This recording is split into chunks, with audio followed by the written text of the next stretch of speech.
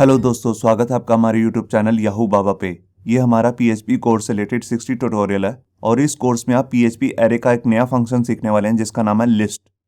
यहाँ पर देखिए, यहाँ पर हमारे पास एक कलर नाम से एक एरे है जिसके अंदर हमने 3 कलर के नेम स्टोर कराए हैं, रेड, ग्रीन और ब्लू। अब मैं करना क्या चाहता हूँ, इन तीनों वैल्यूज को अलग अलग वेरिएबल में स्टोर कराना चाहता हूँ। देखिए, जैसे रेड की वैल्यू को मैं वेरिएबल ए में, ग्रीन को वेरिएबल बी में और ब्लू को वेरिएबल सी में स्टोर कराना चाहता हूँ। इन वैल्यूज को वेरिएबल के अंदर स्टोर कराने के लिए जो इसका पहले से ट्रेडिशनल तरीका चला आ रहा है वो कुछ इस तरीके से है। देखिए, जैसे हमने यहाँ पर वेरिएबल ए के अंदर कलर 0 इंडेक्स की वैल्यू डाल दी, इसी तरह बी और सी के अंदर भी 1 और 2 की वैल्यू डाल दी। मगर यहाँ पे हो सकता है कि इस एरे के अंदर 10 वैल्यू हों या 30, 300 वैल्यूज हों, तो उसके लिए हमें फिर बहुत सारी लाइन्स भी लिखनी पड़ेंगी। तो इसका जो छोटा सोल्यूशन आता है पीएचपी के अंदर वो है लिस्ट फंक्शन। एरे के लिस्ट फंक्शन की हेल्प से आप एक ही लाइन के अंदर मल्टीपल वैल्यूज को अलग अलग स्ट्रिंग के अंदर स्टोर करा सकते हैं। लिस्ट फंक्शन से रिलेटेड एक बहुत इंपॉर्टेंट बात मैं आपको बताना चाहता हूँ। लिस्ट जो फंक्शन है ये बेसिकली या तो इंडेक्स एरे के साथ काम करता है या ऐसे एसोसिएटिव एरे के साथ काम करता है जिसके अंदर हमने न्यूमेरिक कीज ले रखी हैं। अगर उसमें मिक्स कीज है तो वो सिर्फ उन्हीं कीज की वैल्यू उठाएगा जिनकी की न्यूमेरिक होगी। ये बस बात आपको याद रखनी है। तो आइए देखते हैं प्रैक्टिकली कि हम इस फंक्शन को कैसे यूज कर सकते हैं। यहाँ पर देखिए, HTML के एडिटर में मैंने अपनी एक फाइल बना ली है array.php और इसके अंदर मैंने एक कलर नाम से एक एरे भी बनाया है जिसके अंदर हमने 3 अलग अलग कलर के नेम स्टोर कराए हैं। अब इन तीनों वैल्यूज को मैं अलग अलग वेरिएबल के अंदर स्टोर कराना चाहता हूँ, तो उसके लिए मैं यहाँ पर अपना फंक्शन यूज करूंगा जिसका नाम है लिस्ट। लिस्ट के अंदर बेसिकली आपको उतने वेरिएबल लेने होते हैं जितनी वैल्यूज को आपने स्टोर कराना है एरेज की। तो यहाँ पर मैं अभी 3 वेरिएबल ले लेता हूँ अलग अलग, क्योंकि हमारे पास यहाँ पे एरे के अंदर 3 वैल्यूज हैं। मैंने एक ले लिया वेरिएबल ए, एक वेरिएबल बी और लास्ट में एक वेरिएबल ले लिया सी। ये देखिए, अब इसके अंदर वैल्यूज कैसे आएंगी, हमें यहाँ पर असाइन ऑपरेटर को यूज करना पड़ेगा और साथ में यहाँ पर एरे का नाम लिखना पड़ेगा। तो एरे का नाम है कलर। अब कलर की जितनी भी वैल्यूज हैं वो लिस्ट में अलग अलग वेरिएबल्स को असाइन हो जाएंगी वैल्यूज। अब मैं इन वेरिएबल की वैल्यूज को प्रिंट भी करा के दिखाता हूँ आपको। तो यहाँ पर मैं इको लगा लेता हूँ और यहाँ पर मैं एक मैसेज दे देता हूँ, वैल्यू ऑफ ए, और इसके बाद यहाँ पर ब्रेक टैग भी लगा लेता हूँ।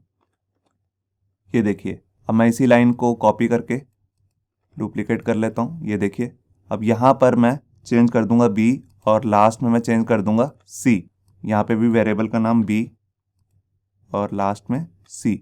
ये देखिए, अब मैं फाइल को सेव करके दिखाता हूँ आपको। ये देखिए, यहाँ पर तीनों वेरिएबल्स के अंदर वैल्यू असाइन हो चुकी थी ए, बी और सी के अंदर, और उसने यहाँ पर प्रिंट भी कर दी। मैं इसी तरह एक दूसरा इंडेक्स एरे भी दिखाता हूँ आपको जिसके अंदर मैंने सिर्फ न्यूमेरिक वैल्यूज यूज की हैं। यहाँ पर देखिए, मैं ऊपर वाले एरे को अभी बंद कर देता हूँ। ये देखिए, अब इसके अंदर भी बेसिकली 3 ही वैल्यूज आ रही हैं। मैं फाइल को यहाँ पे सेव किया और ये देखिए, ए, बी और सी तीनों की वैल्यूज यहाँ पे प्रिंट हो चुकी हैं। अगर यहाँ पर कोई चौथी वैल्यू भी हो तो उससे कुछ फर्क नहीं पड़ेगा।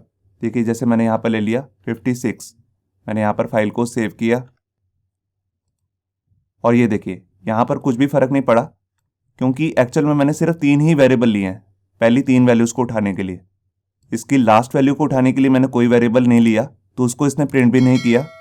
अब ये लास्ट वैल्यू को तो मैं यहाँ से रिमूव कर देता हूँ। अब मैं आपको दिखाता हूँ कि अगर मैं लिस्ट फंक्शन के अंदर यहाँ से बीच में से किसी वेरिएबल को रिमूव कर देता हूँ और यहाँ पर भी मैं इसको कमेंट कर देता हूँ तो कोई फर्क नहीं पड़ेगा। सिर्फ यहाँ पर 2 ही वेरिएबल्स को वैल्यू साइन होंगी। पहली वाली जो वैल्यू है वो ए को साइन हो जाएगी और लास्ट वाली जो वैल्यू है वो हो जाएगी सी को साइन। तो इस तरह भी हम लिस्ट फंक्शन को यूज कर सकते हैं। मैंने यहाँ पर फाइल को सेव किया और ये देखिए, यहाँ पर सिर्फ 2 ही वैल्यू आ रही हैं, ए की और सी की। और अगर मैं यहाँ जाके पहली वाली जो हमारा वेरिएबल है इसको भी हटा देता हूँ और इस लाइन को भी कमेंट कर देता हूँ, तो देखिए ऐसे भी हम कर सकते हैं। तो ये सिर्फ लास्ट वाली वैल्यू असाइन होगी सी को, क्योंकि हमने यहाँ पर 2 स्पेसेस खाली रख दिए हैं। यहाँ आप देख रहे हैं, तो यहाँ पर मैंने फाइल को सेव किया और ये देखिए, लास्ट वाली वैल्यू असाइन होगी सी को। अब जैसा कि मैंने आपको बताया था कि लिस्ट जो फंक्शन है ये बेसिकली इंडेक्स एरे के साथ काम करता है या ऐसे एरे के साथ जिसके अंदर इंडेक्स वैल्यू आ रही हो। तो एक हमने यहाँ पर एसोसिएटिव एरे बना के रखा हुआ है और यहाँ पर मैं ऊपर जो हमारी 2 लाइंस आ रही हैं इसको ओवरराइट कर देता हूँ। ये देखिए, अब हमारी हर जो कलर की नेम है वो एक इंडेक्स में स्टोर है। देखिए 0, 1, 2, और यहाँ पर भी मैं दोबारा से $A ले लेता हूँ और यहाँ पर $B, ये देखिए, और यहाँ पर भी अनकमेंट कर देता हूँ। ये देखिए मैंने यहाँ पर फाइल को सेव किया और ये देखिए तीनों वैल्यूज एकदम एक्यूरेट प्रिंट हो रही हैं। ऐसा क्यों पॉसिबल हो रहा है? क्योंकि इसके अंदर जो कीज हैं वो सारी न्यूमेरिक है, और अगर मैं यहाँ पर जाकर कोई स्ट्रिंग वैल्यू दे देता हूँ या कोई करैक्टर डाल देता हूँ तो इसमें एरर आ जाएगा। ये देखिए यहाँ पर मैंने A ले लिया। अब मैंने यहाँ पर फाइल को सेव किया और ये देखिए ये कह रहा है अनडिफाइंड ऑफसेट 1। इसको ऑफसेट 1 नहीं मिला, 0 मिल गया, इसे 2 मिल गया, मगर 1 नहीं मिला। तो ये 1 की डिमांड कर रहा है। इसका मतलब ये सिर्फ न्यूमेरिक की को सर्च कर रहा है। तो आपको यहाँ से क्लियर हो गया होगा कि list function basically numeric index के साथ ही काम करता है या न्यूमेरिक की के साथ।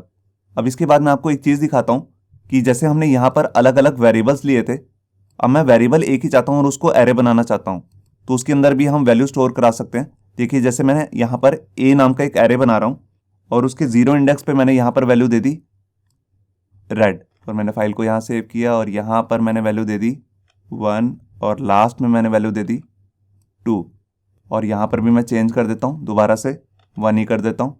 ये देखिए अब मैंने यहाँ पर क्या किया, मैंने वेरिएबल A की लिया जिसको मैंने एरे बना चुका हूँ और उसके 0 इंडेक्स पे मैंने दे दी वैल्यू एरे की फर्स्ट वैल्यू, और उसके 1 इंडेक्स पे मैंने वैल्यू डाल दी जो उसकी सेकंड वैल्यू थी, और उसके लास्ट इंडेक्स पे मैंने वैल्यू डाल दी जो एरे की लास्ट वैल्यू थी ब्लू। अब मैं इसको यहाँ पे प्रिंट कराना चाहता हूँ तो या तो मेरे को यहाँ पर फॉर ईच लूप यूज़ करना पड़ेगा या मैं सीधा भी प्रिंट कर सकता हूँ क्योंकि अभी सिर्फ 3 ही वैल्यूज़ हैं। तो ये देखिए